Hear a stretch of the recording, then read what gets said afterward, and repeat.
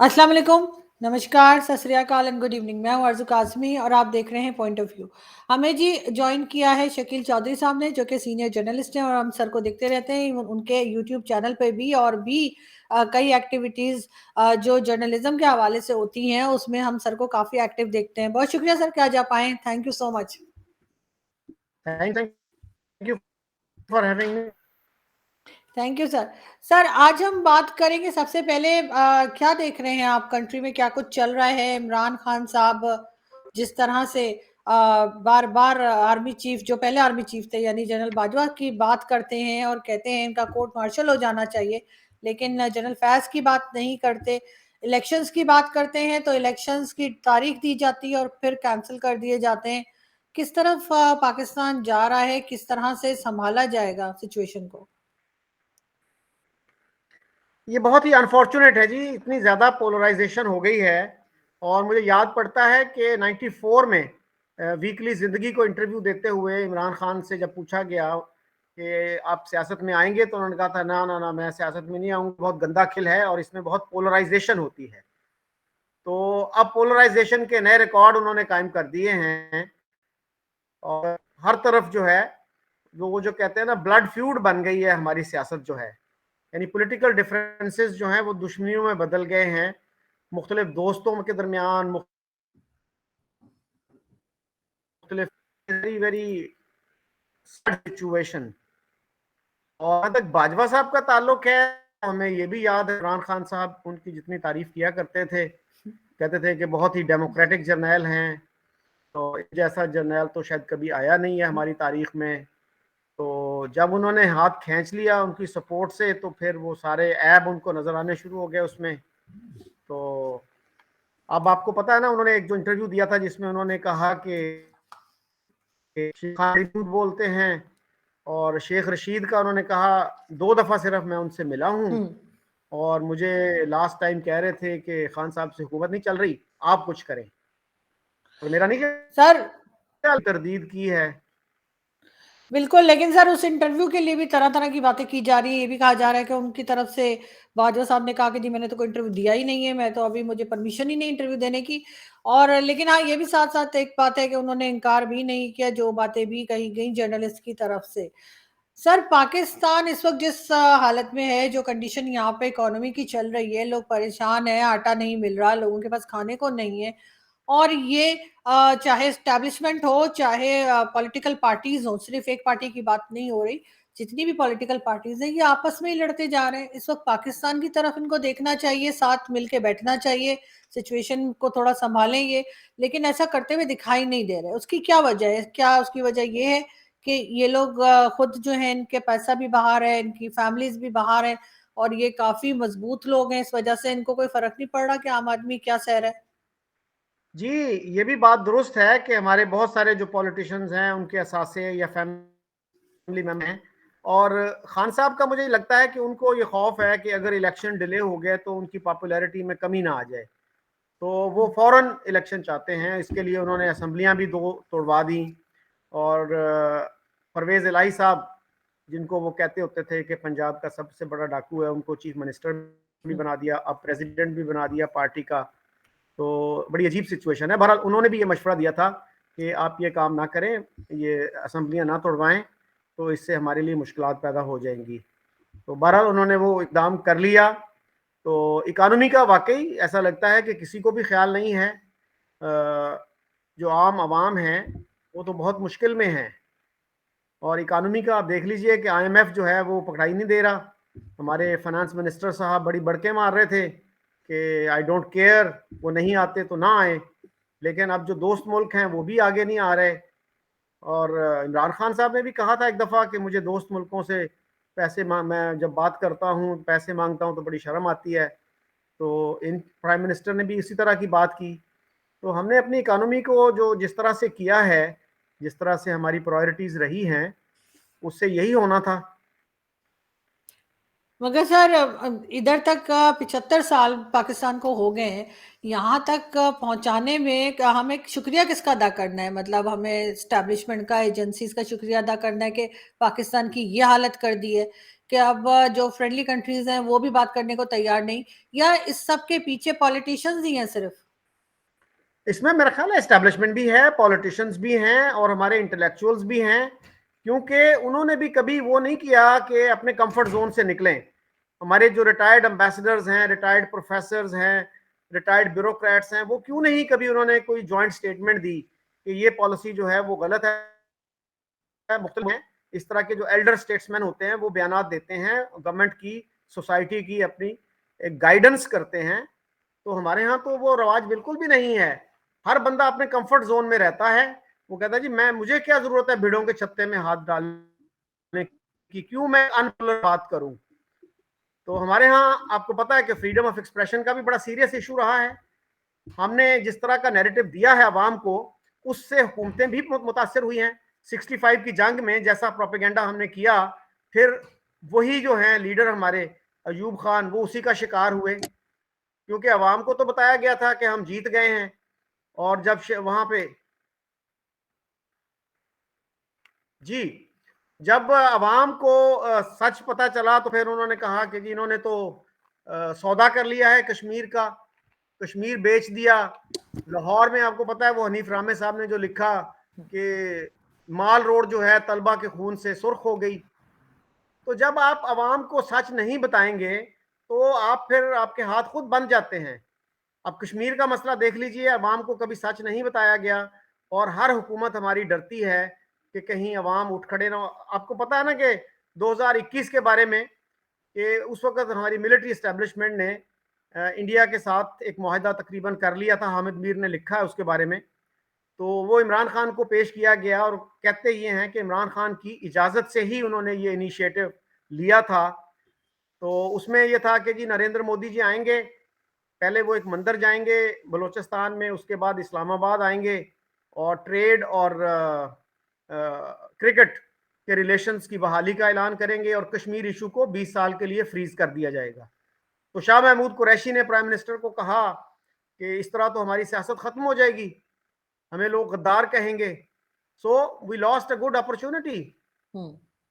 और मिलिट्री की लीडरशिप को भी चाहिए था कि वो पब्लिक ओपिनियन को तैयार करते। उन्होंने भी पब्लिक ओपिनियन का, उनको जो मुश्किलात थी उनका सही अंदाजा नहीं लगाया। तो अगर आप मेन स्ट्रीम मीडिया को खोल दें, 3-4 महीने के लिए ही खोल दें, तो मेरा ख्याल है कि आवाम को आप एजुकेट कर सकते हैं। सर मुझे नहीं लगता कि पब्लिक इतना कोई इंटरेस्टेड है कश्मीर के अंदर, इसलिए कि इस वक्त जो आवाम की हालत हुई हुई है कि उनको आटा नहीं मिल रहा और उनके पास जॉब्स नहीं है। ये तो खैर कोविड के ज़माने से 2020 से जो है वो पब्लिक की हालत काफ़ी ज़्यादा ख़राब हो चुकी थी। बहुत जॉब से लोग मीडिया से भी निकाले गए और हर फील्ड से ही तकरीबन। तो अगर आम पब्लिक से पूछे तो उसको इस वक्त कश्मीर कश्मीर कोई भी नहीं कर रहा, सिर्फ ये पॉलिटिशियंस कर रहे हैं या फिर एजेंसीज और आर्मी कर रही है जिनकी दुकानें चलती हैं। तो आपको नहीं लगता कि वो सही आइडिया था कि 10-20 साल के लिए कश्मीर इशू को साइड पे रख दिया जाए? जी जी, मेरे ख्याल में तो बेहतरीन आइडिया था, keeping in mind the bad condition of the economy. उससे बेहतर कोई और सोल्यूशन हो नहीं सकता था। लेकिन फिर वो बात है ना कि उनको ये भी खौफ था कि इसको पीपल्स पार्टी वाले एक्सप्लॉइट कर सकते हैं, इसको पीएमएलएन वाले एक्सप्लॉइट कर सकते हैं, जमात इस्लामी तो है ही मौजूद, तो वो एक्सप्लॉइट कर सकते हैं। तो मैं जो कह रहा हूँ ना जी, कि आप इन पार्टियों के जो लोग हैं उनका इंटरव्यू करें, उनसे मालूम करें, और उनको सबको बिठाना चाहिए था मिलिट्री लीडरशिप को, कि उन सबको एतमाद में लेते कि भाई इसको आप एक पॉलिटिकल फुटबॉल ना बनाएं, हमने काफी बना लिया, और सीरियस हो जाएं। इकोनॉमी की जो कंडीशन है उसमें ये एक अच्छा हल है कि इसको 20 साल के लिए फ्रीज कर दें। तो शाह महमूद कुरैशी साहब को अब देखिए ये क्रेडिट जाता है कि उन्होंने इसको सैबोताज किया और इमरान खान ने एग्री कर लिया उनसे। लेकिन सर फॉरेन पॉलिसी हमने देखी पाकिस्तान की काफी टाइम से जो है वो ठीक नहीं चल रही है। अगर हम भारत की तरफ देखें तो उनके फॉरेन मिनिस्टर जो हैं वो, हमारे यहाँ फॉरेन पॉलिसी समझी जाती है कि जो फॉरेन मिनिस्टर पैसे ले आता है तो जी बड़ी अच्छी फॉरेन पॉलिसी है। जी लेकिन जी फॉरेन पॉलिसी फंड से आगे भी कुछ है। यानी ना तो हमारे यहाँ कोई इन्वेस्टमेंट के लिए आता है, ना किसी दूसरी कंट्री के कोई प्रेसिडेंट या आर्मी आर्मी के लोग या चाहे प्राइम मिनिस्टर हो, कोई खुशी खुशी यहाँ पे ना विजिट कर रहा होता है कोई। और बहुत कुछ उस फील्ड के अंदर है अगर फॉरेन पॉलिसी को देखा जाए। आपके ख्याल से हमारा 10-20 साल में अगर हम देखें, कोई ऐसा फॉरेन मिनिस्टर आपको नजर आता है जिसने कुछ बेहतर काम किया हो? मेरा नहीं ख्याल कि हमारे यहाँ कोई भी ऐसा विजनरी फॉरेन मिनिस्टर है, और फिर फॉरेन मिनिस्टर अकेला कुछ नहीं कर सकता। ये तो एक पूरी एक गवर्नमेंट की एफर्ट होती है और एस्टेब्लिशमेंट की बैकिंग होनी चाहिए उसको। उसके बगैर जो है वो कुछ भी नहीं कर सकते। मुझे एक साहब बता रहे थे, एम्बेसडर लेवल के आदमी थे, कि बेनजीर ने ये हमें कहा कि आप जाओ इंडिया जाओ और थोड़ा ट्रेड वगैरह की बात करो। तो वहां पे जो एम्बेसडर थे उन्होंने इनकार कर दिया उनसे कोऑपरेट करने से। उन्होंने कहा जी ट्राइका ने तो कोई ऐसा ऑर्डर नहीं दिया हमें, so prime minister alone is not enough. उस वक्त ट्राइका की टर्म यूज होती थी, यानी प्रेसिडेंट और आर्मी चीफ और प्राइम मिनिस्टर तीनों मिलके अगर कुछ करेंगे तो फिर एस्टेब्लिशमेंट और बाकी जो है आपकी ब्यूरोक्रेसी और फॉरेन ऑफिस आपके साथ कोऑपरेट करेगा। तो ये तो है एक एफर्ट, एक जॉइंट एफर्ट चाहिए थी। अनफॉर्चुनेटली इतना विजन नहीं रहा हमारी लीडरशिप में कि वो एहसास करते कि हमारी मैशत जो है 10 साल में 15 साल में कहाँ पहुंच जाएगी। मैं एक इंटरव्यू देख रहा था इंडियन फॉरेन मिनिस्टर का, तो उसने कहा कि मेरा काम जो है ना सिर्फ लोगों से मिलना नहीं है, मेरा काम ये है कि एक आम इंडियन की जिंदगी को बेहतर बनाना, कि उसको कौन सी सहूलत मैं दे सकता हूँ, कौन सी चीज हम बाहर से ला सकते हैं, कौन सी इन्वेस्टमेंट ला सकते हैं। तो ये सारी चीजें मेरे मैंडेट में शामिल हैं। अनफॉर्चुनेटली हमारे यहाँ तो उस तरह का विजन नहीं है। सर एक तरफ तो हम एफएटीएफ में भी फंसे हुए थे, खैर वहां हम पहले भी कई बार जा चुके हैं, हम लगता है हमें आदत हो गई आने जाने की वहां पे। लेकिन अब अगर हम देखें तो हमारी इकोनॉमी को चलाने के लिए भी कभी हमें कोई खास ऐसी नजर नहीं आई एफर्ट जो की गई हो। चाहे जो मर्जी पार्टी हो, इमरान खान हो, चाहे नवाज शरीफ हो, चाहे जरदारी साहब की पार्टी रही हो, लेकिन इकोनॉमी की तरफ भी कोई तवज्जो नहीं दी गई। और अभी एफएटीएफ से बाहर आए कुछ ही दिनों में देखा गया कि हाफिज सईद को जो है वो देखा सिंध में कहीं घूम रहे हैं, और उसके साथ हाफिज सईद के साथ सैयद सलाउद्दीन का नाम भी आया। और एक बार फिर हंगामा हुआ इंडियन मीडिया पे और सब जगह ये बात चली। हम लोग इतने मतलब लापरवाह क्यों हैं, हमें अपने खुद अपने अपने ही दुश्मन क्यों बन गए कि इस तरह के लोगों को एक तो हम प्रोटेक्शन देते हैं जो जिनको सारी दुनिया टेररिस्ट मानती है, जो खुद अपने मुंह से कबूल चुके हैं कई अपने गुनाह, और उसके बाद हम उनको कहते हैं कि जी हमने तो 31 ईयर्स के लिए जेल में डाल दिया। अगर हाफिज सईद कुछ भी नहीं है और बड़ा जबरदस्त आदमी है, हमारा हीरो है, तो अपने हीरो को 31 ईयर्स के लिए जेल में कौन डालता है? और अगर नहीं है और जेल में कर दिया तो बाहर घूमता कैसे नजर आ रहा है? मतलब ये हम लोगों को जैसे कहते हैं ना कि धोखा देना कब बंद करेंगे? जी ये जो सिचुएशन है ना जी, उस पर मुझे जॉन एलिया का वो शेर याद आता है जो कई दफा मैं अपने मुख्तलिफ शोज में सुना चुका हूं। मैं भी बहुत अजीब हूं, इतना अजीब हूं कि बस खुद को तबाह कर लिया और मलाल भी नहीं। तो ये है जवाब हमारे इन सारे मसाइल का। आप ये देखिए कि कितनी अच्छी अपॉर्चुनिटीज हमें मिली थी। इंडिया कितने अरसे से आपको कह रहा है कि मुझे आप ट्रांजिट रूट दे दें अफगानिस्तान एंड बियॉन्ड, लेकिन हम कहते हैं कि नहीं, पहले कश्मीर का मसला हल करो। बाकी भी बेशुमार चीजें हैं। मुझे एक साहब बता रहे थे कि 2007-8 में इंडिया और पाकिस्तान के दरमियान सॉफ्टवेयर के शोबे में, कंप्यूटर के शोबे में कोलैबोरेशन शुरू हुआ था। और वो था Tata consultancy services, which is one of the largest IT companies in the world. वो हमारे लोगों को ट्रेन कर रहे थे, आना जाना शुरू हो गया था। लेकिन जो ही वो मुशर्रफ साहब की गवर्नमेंट गई तो एजेंसियों ने उनको इतना तंग किया कि वो आप खुद जो हमारे पाकिस्तानी थे उनके पार्टनर्स, उन्होंने कहा कि भाई बस करो, अब we can not take this pressure. तो हम तो अपने पाँव पे कुल्हाड़ी मारने के आदी हैं। बिल्कुल ठीक। लेकिन सर अगर यही बात हम अफगानिस्तान के लिए करें, अफगानिस्तान के भी हम बड़े चाचे मामे बने हुए थे और जाके कहा जा रहा था कि जी हमने तो गवर्नमेंट बना दी है। इमरान खान साहब उस वक्त प्राइम मिनिस्टर थे, वो कहते थे बड़ा इनकलाब आ गया है, बड़े नए तरह के तालिबान आए। लेकिन उसके बाद जो कुछ हुआ वो हमने देखा कि तालिबान ने वही सब हरकतें की, और चाहे वो फीमेल्स की एजुकेशन बंद करनी हो या कुछ भी, लेकिन साथ साथ पाकिस्तान को भी उन्होंने एक साइड पे कर दिया और कहा कि जी हमारे मामले में ना बोले। आप क्या जी कहेंगे कि ऐसा क्यों हुआ? जी, आपको याद होगा कि इमरान खान साहब ने कहा था कि अफगानों ने गुलामी की जंजीरें तोड़ दी हैं। तो अब देख लें उन जंजीरें तोड़ने का क्या फायदा हुआ है। यानी पूरी दुनिया से हम इमदाद ले रहे थे तालिबान से लड़ने के लिए, टेररिज्म को डिफीट करने के लिए। तो वो कह रहे थे कि जी ये डबल गेम आप ना करें, लेकिन वो ब्लफ हमारी कॉल हो गई और अब हम मुसीबत में हैं। हमें शायद ये था कि अमेरिका जो है ना इनडेफिनेटली इधर ही रहेगा, तो हम दोनों काम करते रहेंगे, पैसे भी लेते रहेंगे और ये काम भी जारी रखेंगे। और फिर उससे बड़ा धोखा हम जो देते हैं कि जी अफगान जो तालिबान है वो बहुत अच्छे हैं, पाकिस्तानी तालिबान जो है ना वो खराब हैं। जैद हामिद को देख लीजिए, उनका यही नैरेटिव है, ये जो पाकिस्तानी जो है ना तालिबान, ये तो ख्वारिज हैं, so they are outside the pale of Islam, ये इस्लाम के दुश्मन हैं, और ये अमेरिका के भी एजेंट हैं, इसराइल के भी एजेंट हैं, इंडिया के भी एजेंट हैं। तो भाई एहसानुल्लाह एहसान कहाँ है आज, किसके कोऑपरेशन से वो कहाँ बैठा है आज? और अगर ये इंडिया के एजेंट हैं, अमेरिका के एजेंट हैं, इसराइल के एजेंट हैं, एनपी के क्यों मारते हैं फिर? एएनपी की तो हार्ड लाइन की रेपुटेशन नहीं है ना, they are not hardliners. तो उन्होंने कभी जो है उनको अब टारगेट नहीं किया, जो जो है यानी जिनको आप कह लीजिए जो इस्लामिक माइंडेड लोग हैं, उन्होंने हमेशा सेकुलर लोगों को टारगेट किया। सो मतलब इंडिया उनको पैसे दे रहा था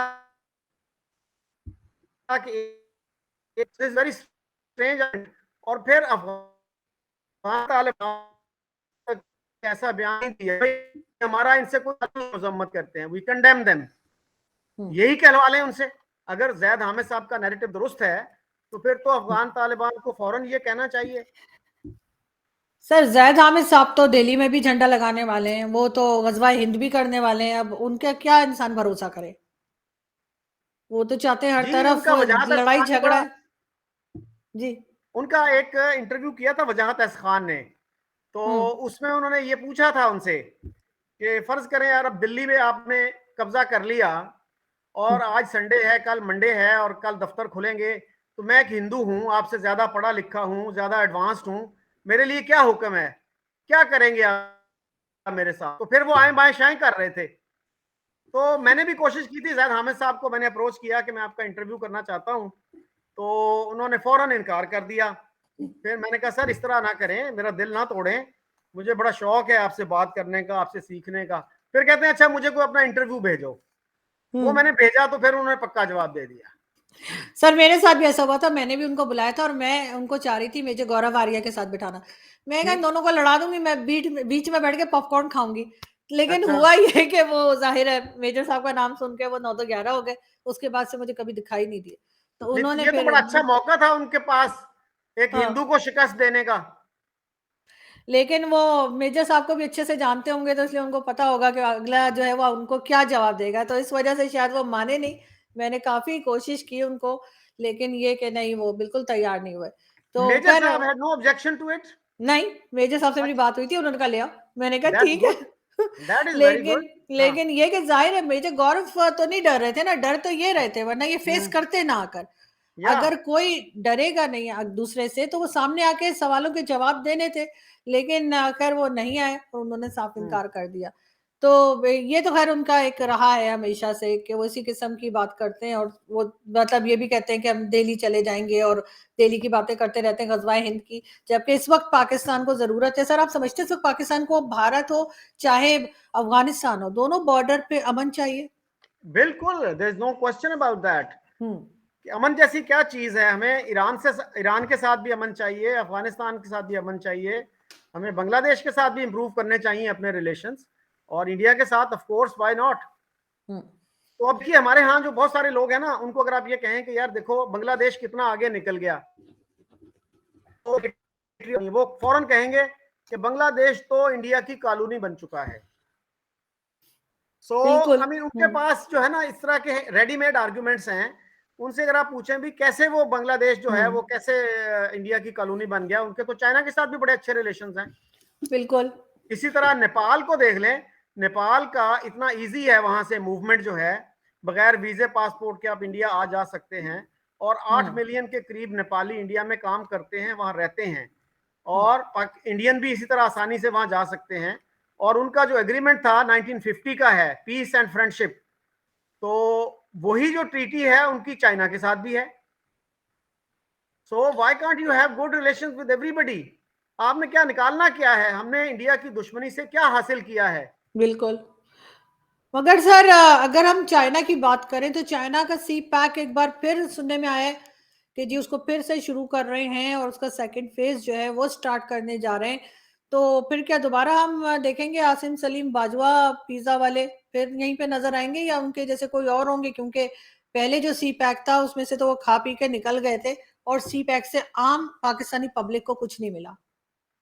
जी, ये बड़ी अनफॉर्चुनेट बात है कि हमारे यहाँ इतनी हाइप क्रिएट की जाती है मुख्तलिफ इश्यूज पे। ये जी अब तांबा निकल आया है जी चनियोट में, उससे पाकिस्तान की किस्मत बदल जाएगी। अब बदीन में जो है कोयला निकल आया है, अब ये हो गया है, अब सी पैक आ गया है। तो हम जो है इस तरह के नारों के पीछे बहुत जल्दी भागते हैं और हर जगह हम यही कहते हैं जी ये गेम चेंजर है। तो ये भी लोग कहते थे, उस वक्त भी कहते थे कि हमने चाइना के साथ भी बहुत अच्छा नेगोशिएट नहीं किया, हम बड़े जज्बाती लोग हैं। तो चाइना के साथ भी हम जो है ना वो जो रहते हैं, हम इंडिया को नहीं देते, चाइना को देने के लिए फौरन तैयार हो जाते हैं। ये नहीं देखते कि अपना मफाद हमारा किस में है। तो अब ट्रेड में जनरल बाजवा की ये वेल नोन बात है कि उन्होंने एक से ज्यादा मरतबा ये कहा कि मैंने अपने इदारे थे एंड दैट इज ISI, उनसे मैंने ये रिसर्च करवाई कि इंडिया पाकिस्तान ट्रेड किसके फायदे में ज्यादा है। तो उन्होंने कहा कि जी पाकिस्तान का ज्यादा फायदा है। इसके बावजूद हम उसको इम्प्लीमेंट नहीं कर सके। तो चाइना को तो हमने बहुत ज्यादा रियायतें दी हुई हैं। तो हमें आपकी हेल्प चाहिए अपनी इकोनॉमी को बूस्ट करने के लिए। इसलिए आपकी इकोनॉमी तो बहुत बेहतर है, हमारे साथ थोड़ा सा ताउन करें। तो दोस्ती बाद में रहेगी, ठीक है, दोस्ती का क्या मसला है। So our main focus should be on economy, not on strategy, not on military cooperation. तो सर हमारे जो पॉलिटिशियंस हैं वो इस्लामोफोबिया पे बहुत बात करना पसंद करते हैं, उसके कॉन्फ्रेंसेस जो होती हैं उसमें भी जाते हैं। फलस्तीन के मुसलमानों का भी बड़ा दर्द रहता है, कश्मीर के मुसलमानों के लिए भी परेशान रहते हैं। तो चाइनीज मुस्लिम्स के लिए बात क्यों नहीं करते आपके ख्याल से? वो उसके लिए तो एक लफ्ज नहीं कहते। और जब इमरान खान थे उनसे जब बात की गई थी, उन्होंने कहा था मैं अलग से बात करूंगा। मतलब पब्लिकली यूनाइटेड नेशन में क्यों नहीं लेके जाते? हम जब कश्मीर का मुद्दा ले जाते हैं, हम फलस्तीन का ले जाते हैं, तो फिर हम कश्मीरी सॉरी चाइनीज मुस्लिम्स के लिए हम UN में जाके क्यों बात नहीं करते? ये हमारा बड़ा सिलेक्टिव सा कंसर्न है अनफॉर्चुनेटली। एक दफा तो इमरान खान ने यहां तक भी कहा था ना, मुझे नहीं पता कि क्या हो रहा है वहां पे। उसके जी। बाद इस तरह तो आपकी पोजीशन बड़ी अंडरमाइन हो जाती है। प्राइम मिनिस्टर हैं, you should be one of the best informed people in Pakistan. तो इस तरह की बात ना किया करें। तो उसके बाद उन्होंने कहा नहीं नहीं, हम प्राइवेट तरीके से अपना कंसर्न शो कर देते हैं। आप उसको देख लीजिए, सूडान को देख लीजिए। सूडान में 2003 से लेके 2011 तक जब दारफोर का क्राइसिस था, जिसको पूरी दुनिया कहती है जेनोसाइड था, वो वहां पे कोई कम से कम 3 लाख मुसलमान मारे गए। पाकिस्तानी मीडिया ने कभी एक लफ्ज नहीं बोला उसके बारे में, कभी किसी पॉलिटिशियन ने कोई स्टेटमेंट नहीं दी। और जमाते इस्लामी तो बाकायदा फैन थी उसकी, उमर अल बशीर की, जो मिलिट्री पावर में उसको इतना एडमायर किया करते थे। हमारे जर्नलिस्ट जो हैं हारून रशीद जैसे, वो जाया करते थे, सूडान की तारीफ किया करते थे। तो ये तो हमारे डबल स्टैंडर्ड्स हैं कि इंडिया में अगर 2 मुसलमान मारे जाएं तो वो हमारे लिए बहुत बड़ी खबर बनती है, लेकिन सूडान में 3 लाख लोग मारे जाएं तो कोई मसला में अगर 10 लाख कैंप्स में भेज दिए जाएं और पूरी दुनिया का मीडिया ये रिपोर्ट कर रहा है। फिर अब बर्मा की मिसाल देख लीजिए। तो मैंने पिछले दिनों एक दोस्त है हमारे, उस्मान का इंटरव्यू किया, तो यही बात हो रही थी। तो वो कहने लगे इस्लामाबाद में मैंने वो देखे प्ले, मुख्तलिफ जो है इश्तहारी, वो क्या है, प्रोटेस्ट वगैरह के ना, जी। वो लगे हुए थे बैनर्स, ये वो बर्मा के खिलाफ। तो एक दिन सुबह सुबह मैं उठा, मैंने देखा थे, तो पाकिस्तान से कुछ जहाज खरीद रहा है जो थंडर हमने बनाए हैं चाइना के साथ मिलके। जी। तो बर्मा ने शर्त लगाई, बाहर है ये आप बंद करें। तो हमने फौरन हटा दिया। तो इंडिया भी हमसे ले ले 5-6 जहाज ले ले, तो इंडिया के बारे में भी शायद हम अपनी पॉलिसी चेंज कर लें। बिल्कुल ऐसे ही लगता है सर, लेकिन ये कि यहाँ पर डबल पॉलिसी हम हर एक के साथ ही करते हैं, तो मेरा नहीं ख्याल कि हम भारत के साथ कोई डबल पॉलिसी करेंगे और उनको समझ नहीं आएगी। क्योंकि जितना अच्छा हमें भारतीय समझते हैं, शायद फॉरेनर्स, या फॉरेनर से मेरा मतलब है कि यूरोपियन हो या अमेरिकन हो, कैनेडियन, वो शायद हमें इतना नहीं समझते जितना भारत के लोग जो हैं वो पाकिस्तान के लोगों को समझते हैं। अब तो खैर अफगानिस्तान के लोग भी समझने लग गए। बहुत शुक्रिया सर कि आपने आज ज्वाइन किया। थैंक यू सो मच, बहुत अच्छा लगा आपसे थैंक बात यू। करके। बहुत शुक्रिया। Thank you.